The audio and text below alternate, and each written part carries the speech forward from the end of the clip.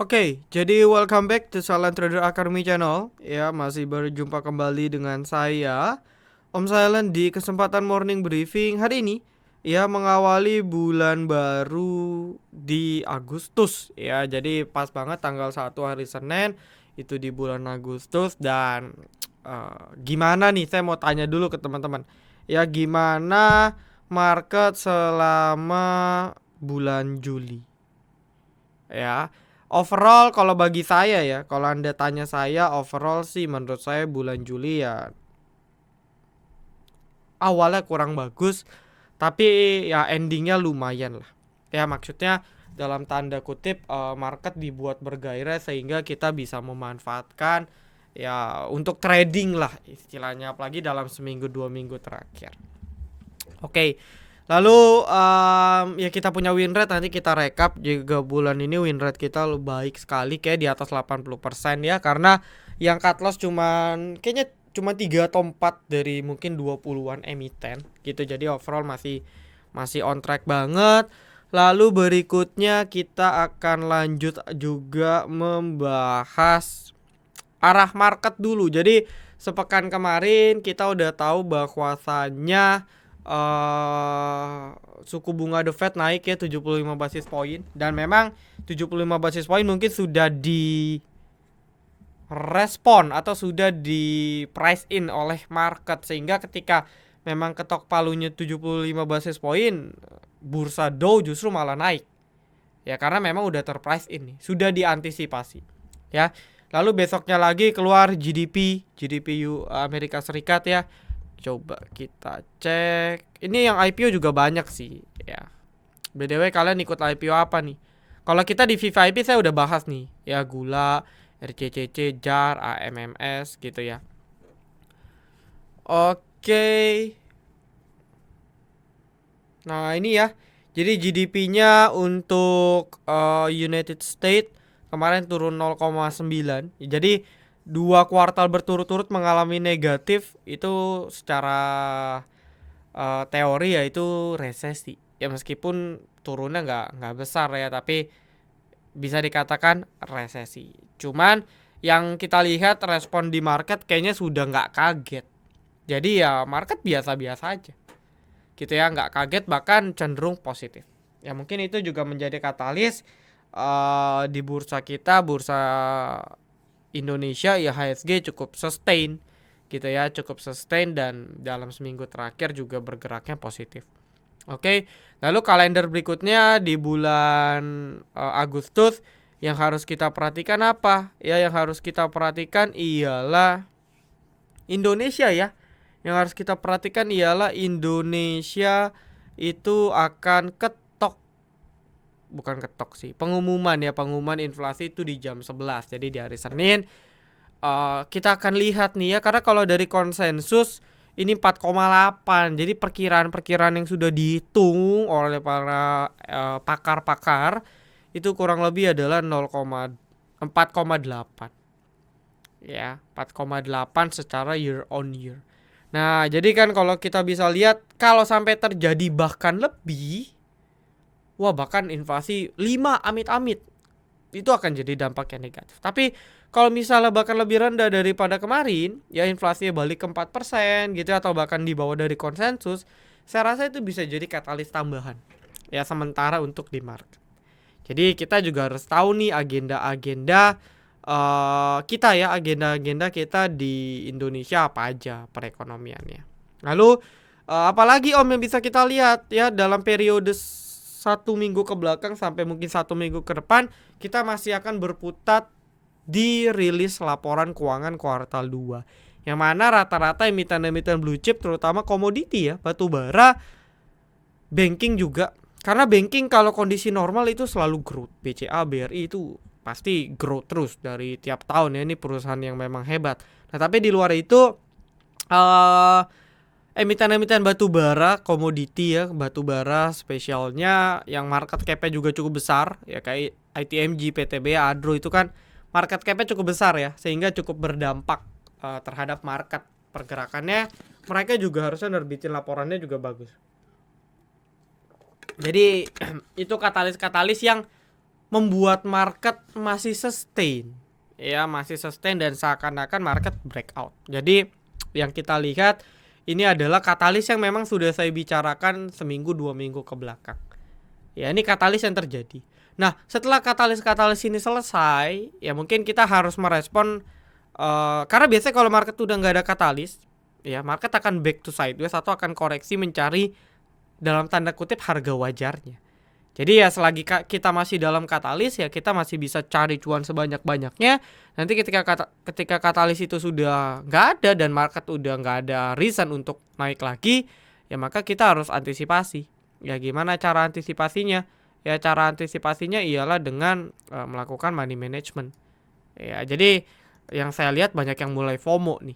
Ya karena market breakout, oke. After break dengan volume consolidate, breakout lagi, breakoutnya juga runway gap, ya breakaway gap. Jadi breakout dengan gap. Ini sebenarnya bagus. Ya breakaway gap ini sebenarnya bagus. Breakout away gap ini sebenarnya bagus. Cuman ya ini gap-gap ini harus ditutup. Gitu, dan closing market kemarin di hari Jumat ini juga sinyalnya kurang bagus. Ya, ada tekanan jual dan ya mungkin jangka pendek mau koreksi dulu nih. Dan sambil mungkin melihat respon market nanti di jam 11 hari Senin. Ya, apakah inflasi kita sesuai yang diharapkan atau enggak. Ya, ini yang harus kita lihat respon market. Ya, tapi saya rasa kalau dia stabil di 69 ya harusnya moodnya masih bagus. Ya, selagi katalisnya masih ada. Oke, lalu juga dalam beberapa hari terakhir kita ada beberapa profit. Ya, pertama ada land, ini semacam menu sore. Ya, kita cicil di sesi 1 akhir land. Lalu capai TP kemarin dan hari ini juga masih oke ya, closing di 158.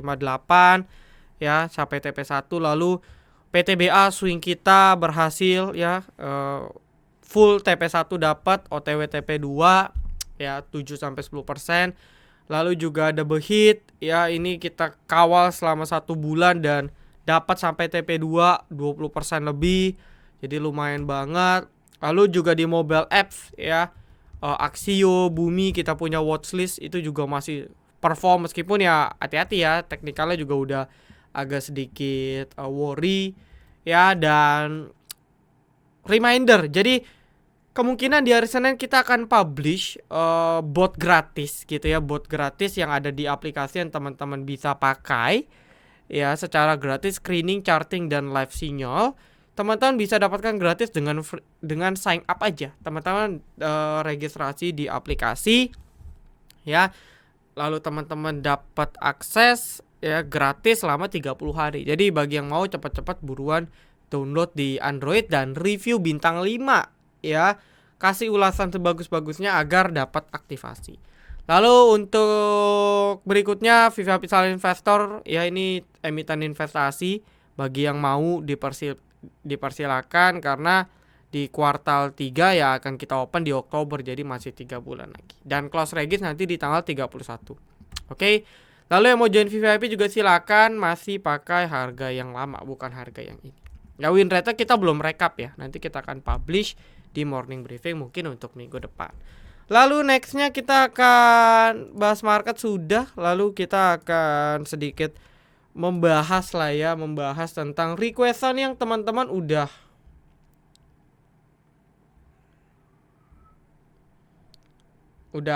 yang teman-teman sudah chat ya di Instagram. Saya bukanya lewat handphone. Pertama ABA. Oke, untuk ABA ini karena market ya, karena marketnya memang tekanan jual, jadi banyak yang closingannya kebanting. Ya, jadi kayak closingannya banyak kebuang. Dan kalau ABA memang tidak terlihat bisa tembus 250 ya atau 260, dia kepentok, dia akan uji lagi ke 220 ke bawah. Jadi dia kepentok resist nih. Nah, kalau sampai mood marketnya jelek, kemungkinan dia akan uji ke 220 ke bawah. MDLN, oke, ini juga emiten yang bagus ya. Ini emiten yang bagus, lumayan ya. Apakah cup and handle bisa banget? Ya, apakah cup and handle bisa banget? Oke. Lalu nextnya ialah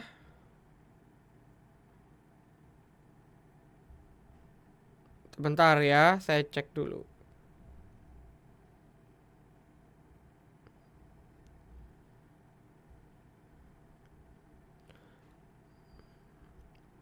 Sebentar. Antam. Ya ini BDW ini bisa masuk watchlist ya. Bisa masuk watchlist ya MDLN. Support resist squad di 116 119 nih kalau jebol bagus nih. Ya, kalau jebol nih bagus. Lalu nextnya Antam.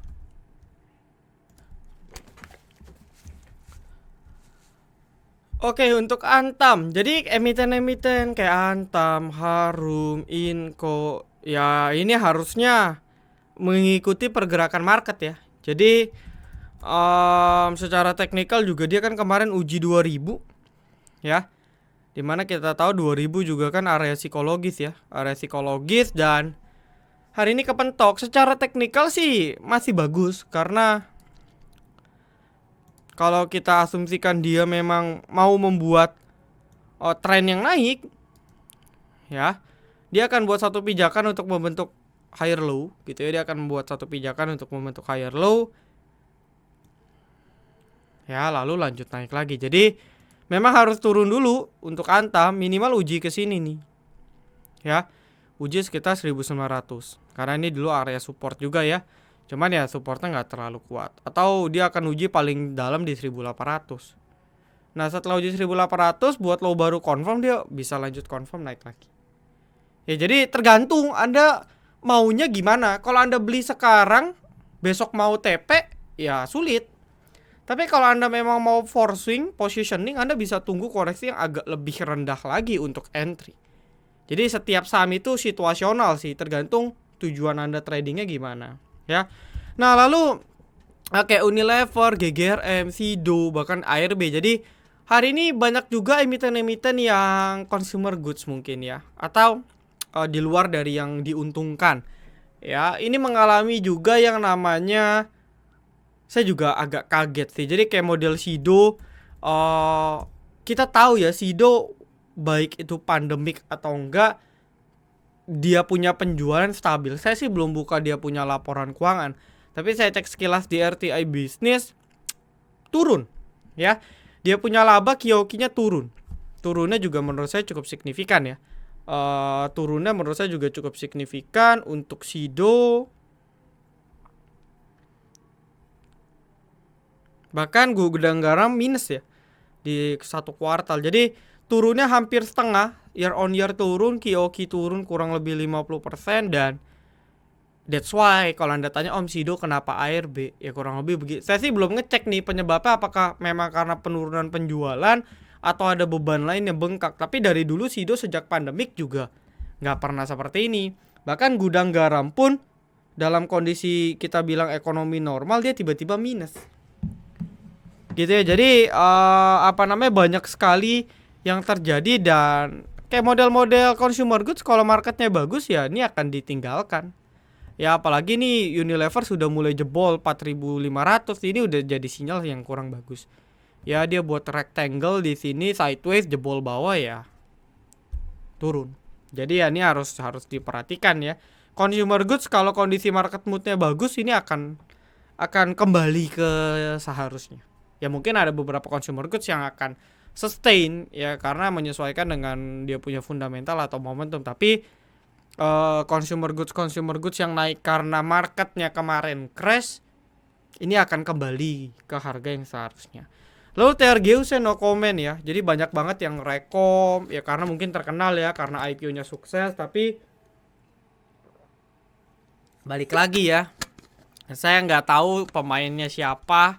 Meskipun saya udah duga sih ada beberapa pihak, tapi ya kita nggak tahu tujuannya apa. Bisa aja dia mau ARB-in dulu besok, habis di ARB-in digoreng, bisa nggak? Bisa banget. Tapi kita retailnya kita nggak tahu. Jadi kalau trading tanpa ketidaktahuan ya better skip. Ya, jadi saya sih no comment sih untuk TRG. Anda kalau udah beli di atas, Anda tanya tuh ke si yang pom-pom, ini gimana? Minta pertanggungjawaban atau minta kejelasan. Tapi kalau dari saya kata NICL beberapa waktu terakhir mau jebol, jadi mau back to on track, jebol 9496, bagus. Tapi ini masih kepentok ya, dan mungkin ngikut market juga yang kepentok dalam 2 hari terakhir. Dan ya kalau kepentok dia akan sideways dulu lagi. Overall sih dia kembali sideways ya. di sekitar 85 sampai dengan 94-an. Ya, ini dia back to sideways. NHL suka PHP, jadi hati-hati. Ya kalau mau antri bisa di 90 ke bawah. Kalau asumsi market kita beneran koreksi yang lumayan sehat. Ya lalu net fee no comment ya. Net fee juga no comment. Saya nggak ngikutin. Untuk BRMS overall chartnya masih oke. Ya emiten-emiten bakri chartnya masih kuat. Kalau untuk BRMS catatan saya asal nggak jebol 220 oke sih. Ya catatan saya atas 220 atau 226 nggak jebol itu oke, fine aja. Agak high risk memang karena emitennya sudah naik cukup signifikan. Ya jadi ya harus disiplin dan money management yang lumayan ketat. Gitu aja sih. Tapi overall masih oke aja. Ya. Lalu ADMR. Ya ini kan emiten-emiten nikel yang coba sustain. Nah ini 1800 dia mau jebol gitu ya. Jadi kembali ke track yang seharusnya. Dan ya tinggal anda maintain nih, dia bisa bertahan gak. Kalau dia nggak bisa bertahan di 1800 PHP ya balik lagi. Tapi kalau dia bisa bertahan di 1800 saya rasa bisa lah ya mentok ke 1900 2000 menurut saya masih bisa sih. Atau ada gap di sini yang mungkin dia bisa tutup dulu sebagai target TP kita. Ya. Gitu. Jadi ya bisa dipantau. Cuman ingat ya, pergerakan emiten ini akan berpengaruh juga dengan pergerakan market. Jadi situasi market akan sangat menentukan apakah mood untuk dia naik lebih tinggi atau enggak. Lalu RIGS no comment untuk RIGS, tapi candlenya sudah 4 hari correction ya. Belajar dari pola biasanya akan ada gorengan-gorengan kecil yang terjadi di RIGS. As long as dia nggak jebol 600 saya rasa peluangnya masih besar. Lalu ada Meta, closingannya agak sedikit kurang bagus ya, tapi kalau kita lihat secara pola merah hijau ya, ada support yang terkonfirm di sekitar, coba ini bagi scalperan ya, bagi scalperan ada support yang terkonfirm di 136 135 ya, ini sebagai batas. Jadi saya rasa as long as dia di atas angka ini masih bagus, masih ada peluang digoreng. Tapi kalau jebol ya saya rasa anda bisa skip dulu ya. Adro ya, untuk batu bara tinggal atur positioning ya. Jadi belinya tuh pas di sini. Kita pun beli PTBA tuh pas di sini, pas orang lupa. Jadi jangan belinya kayak saya mau beli TMG, jangan di sini. Karena kalau anda beli TMG di sini, anda sama aja kayak beli TMG waktu di sini. Siap gak kalau ternyata nanti diayunin dulu ke bawah dari 37.000 sampai ke 30.000? Saya yakin anda gak siap. Jadi positioning sangat amat menentukan. Ya, SMGR posisi sih sideways. Ya, posisi sih sideways. Ya, jangka pendek 6.300 ya, di atas 63 oke, jebol 63 maka kan dia buat low baru, skip. Ya, target 7.000 sih. Biasanya SMGR kalau digoreng balik ke 7.000. Ya, lalu banyak banget yang nanya TRGU ya. NHL sudah, BBRI. Nah, update untuk banking, beberapa banking udah moodnya bagus ya, kayak BMRI ya. Ini yang paling sustain. Kalau BBNI dia belum balik ke 8.000. Jadi after jebol dia belum balik. Ya, kalau BMRI udah. Ya, bahkan udah mau capai harga sebelum dibanting. Lalu kalau BBRI juga udah ibaratnya balik. Ya, udah balik di atas area yang dia jebol. Jadi ini menjadi katalis yang bagus. BBCA juga sama. Ya, dan kalau kita harapkan bankingnya kuat seperti ini, maka arah market akan bagus. Ya, jadi asumsi aja, asumsi kalau market bagus kita bisa main di banking, kita bisa masih on lagi di batu bara gitu ya. Tapi kalau marketnya back lagi, mungkin anda bisa bottom fishing di emiten-emiten consumer goods yang turunnya signifikan tuh, tiba-tiba turunnya signifikan. Ya, karena ini dua sektor yang bertolak belakang secara behavior. Ya, terakhir BTPS. Tren besarnya masih downtrend, tren kecilnya masih sideways kecil, ya belum, masih di resisten ya. Agak tricky sih ini, kalau mood market bagus bisa jebol 24 2850 ke atas, tapi kalau kepentok bisa lumayan dalam. Ya, jadi ya pantau aja, cuman target penguatan kayaknya saya rasa mentok di 3000 sih. Ya, target penguatan saya rasa mentok di 3000 karena overall trennya masih downtrend ya. Volumenya juga belum kelihatan, jadi ya masih 50-50 lah. Jadi masih sideways nih, butuh katalis yang bisa ngedongkrak. Oke, lalu saya rasa cukup sih, itu aja yang bisa saya sampaikan. Dan thank you sekali lagi buat teman-teman. Oh ya, satu lagi ada yang nanya Cak tadi. Ya, Cak. Nah, sebenarnya ini koreksinya udah lumayan sehat. Ya, jadi kalau Anda mau beli Cak ya beli minimal pas chartnya kayak gini. Ya, ini kan ada support kecil 210. Nah, Anda bisa beli. Jebol 210 lepas dulu. Ya, bisa gak Om turun jauh? Bisa aja karena bandara udah cuan banyak. Ya, jadi resiko beli emiten di pucuk kita harus disiplin. Gitu ya. Mungkin gak Om masih lanjut naik? Mungkin aja. Ya, tapi bijak gak sih kita beli emiten yang positioningnya chartnya seperti ini, kita kejar. Nah, itu kan tergantung kita punya trading plan. Kalau gaya trading Anda seperti itu ya fine-fine aja menurut saya. Ya, terakhir energi juga setelah breakout ya, breakout 264, breakout 250, dia cukup bertahan. Ya, berarti intinya kan kita tahu dia nggak boleh balik 264. Kenapa? Karena asal dia di atas 264 akan bagus. Ya, tapi sekali Anda lihat dia jebol 264 kemarin langsung drop. Jadi angka 264 ini angka yang cukup diperhitungkan. Ya, as long as dia di atas ini saya rasa dia masih akan buat cup lagi untuk lanjut. Jadi ya angka 264 itu yang harus diperhatikan. Oke, saya rasa cukup. So thank you teman-teman.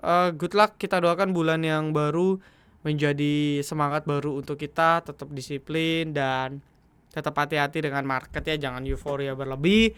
Window dressing juga masih lama ya, jadi masih mungkin bottomingnya mungkin di September Oktober mulai startnya. Jadi ya calm down, waktu masih panjang, nggak usah buru-buru, nggak usah pernah takut ketinggalan kereta ya, karena selalu ada kesempatan ya. Oke.